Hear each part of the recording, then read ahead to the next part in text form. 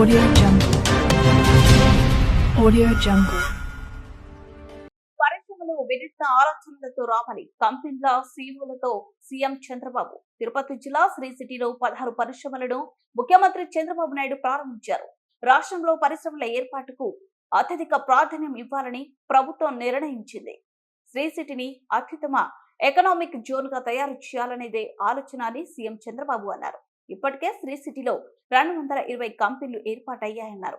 శ్రీ సిటీకి అన్ని రకాల మౌలిక సౌకర్యాలు ఉన్నాయని, పరిశ్రమలు వినూత్న ఆలోచనలతో రావాలని కోరుతున్నానని సీఎం చంద్రబాబు పేర్కొన్నారు.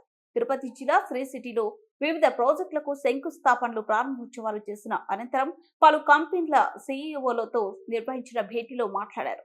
గోల్డెన్ రేటింగ్ గుర్తింపు కోసం చెన్నై, కృష్ణపట్నం, తిరుపతి ప్రాంతాలకు శ్రీ సిటీ దగ్గరగా ఉందన్న సీఎం శ్రీ సిటీని అత్యుత్తమ ఎకనామిక్ జోన్ గా తయారు చేయాలనేదే తన ఆలోచనని స్పష్టం చేశారు.